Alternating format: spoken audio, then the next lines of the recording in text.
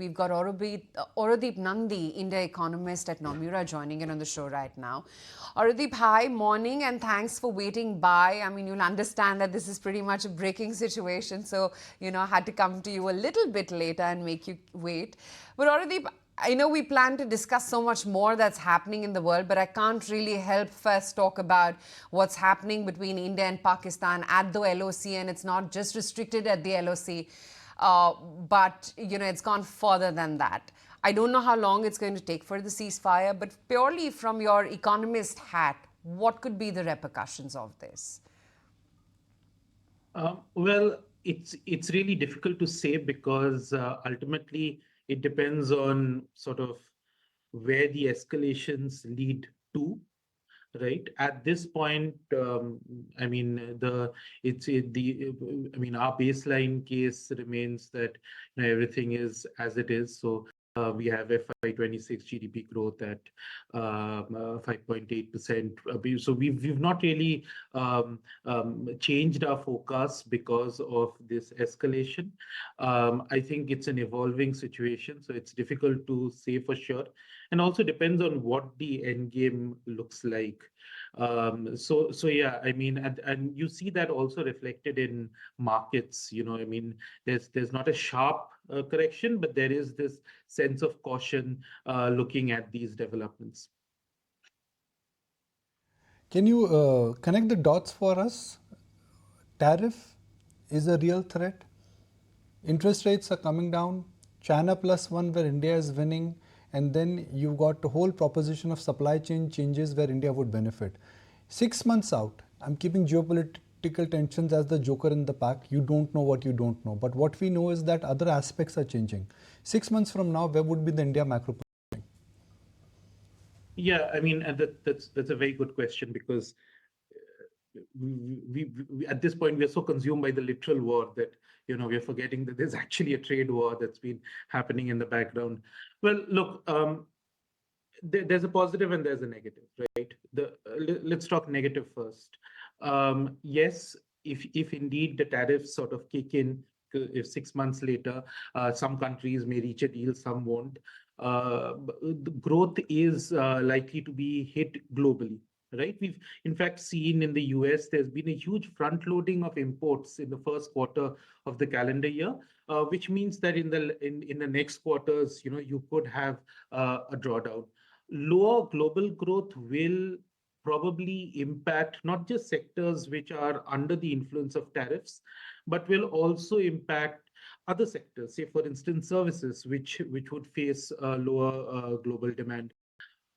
So in fact, it'll be very interesting to watch the April trade numbers come out, which should come out probably next week, which will be the first month where Indian exports will experience 10% tariffs for their US bound shipments. It'll be interesting to see how imports and exports shape up in this scenario. But now let's talk the positive side, right?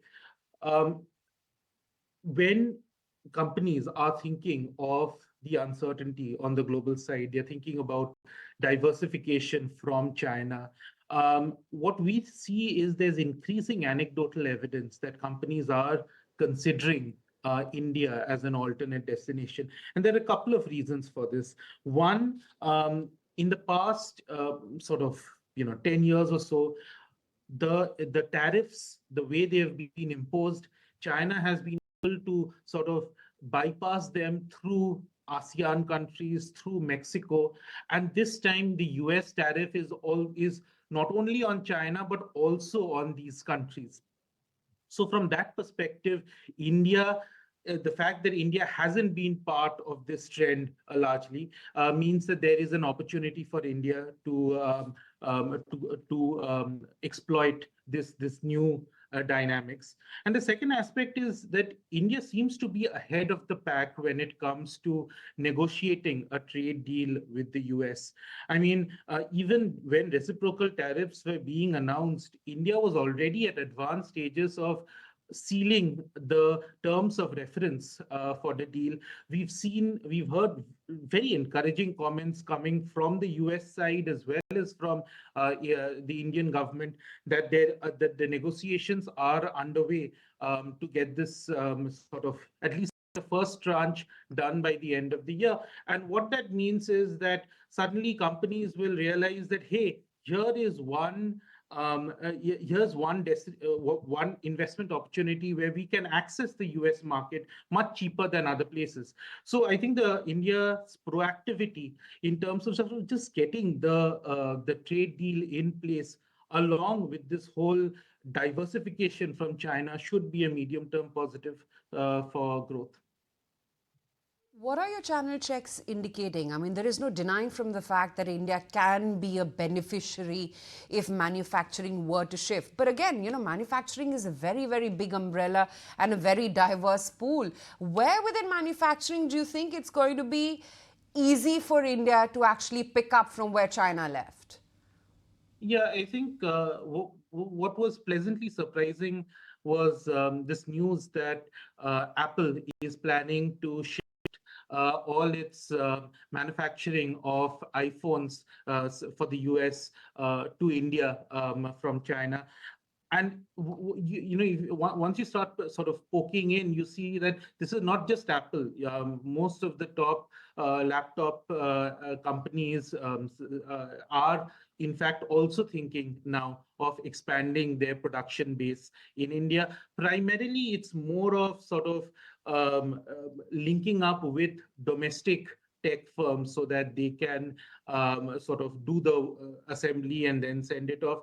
We are also seeing this in labor-intensive sectors. So textiles, the fact that a country like, say, Bangladesh or Sri Lanka is more negatively impacted than India means that there's actually been an increase in orders by US customers from India's textile sector. We see this in toys, right? So large US customers are now relooking at their dependence on China and looking to shift some of it to other countries, in which India is one of the things that they're looking at. And there's also, automotives where there is the domestic demand plus government's policy focus on EVs. Interestingly, we've also sort of heard Chinese and Vietnamese EV companies looking at India. I think on the solar cell side, India is trying to sort of push its domestic manufacturing capacity beyond to reduce its dependence per se on China. So I think it's sort of happening in various sectors. I think some sectors will be faster than others, and often there are a lot of things that could happen over a very small period of time. But yeah, I think it's the anecdotal evidence we see seems to suggest that this is broad-based. Good morning. This is Shrishti also joining in. But the other fact of the matter, Aurodeep, is that the trade negotiations are on. We have already seen a deal through between US and UK, and there are talks that the US and Chinese counterparts will also meet soon to negotiate their terms. But given the fact that we have been also talking about the China plus one theme benefiting India, do you believe that it could be a short-lived one or something structurally is changing? Because I just wanted to understand that why would investors prefer India vis-a-vis China? Can tariff be the only differentiating factor, or are you trying to draw lines parallelly on some other aspects as well? No, I think that again, this is a very important development because yes, US-China, there have been initial, sort of whispers of a talk that will take place.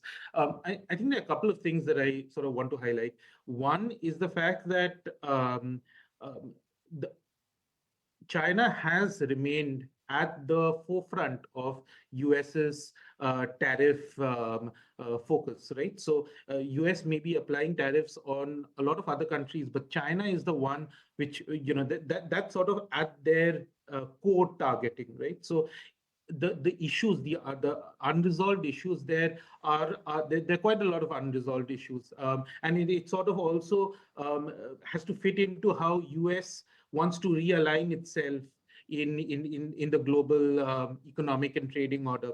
And also the fact that you alluded to, that trade deals take time but to happen. So even in a case like India, where there was a lot of action to start off with, what we've done so far in the past few months is agreed on the terms of reference, some 19 chapters. So now we know what we are going to negotiate on. Now the negotiations are going to will be ongoing.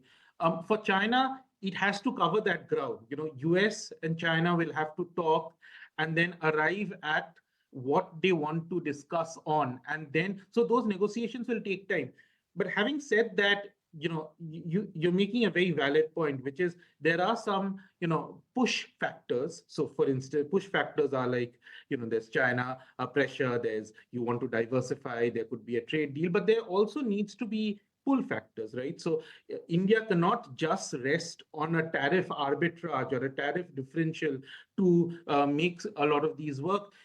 There has to be commensurate ease of doing business also happening at the grassroots level to really, for India to make those gains. Aurodeep, so good to have you on the show today. Thank you so much for taking time out and speaking with us. If you like this video, then like, share and subscribe to ET Now.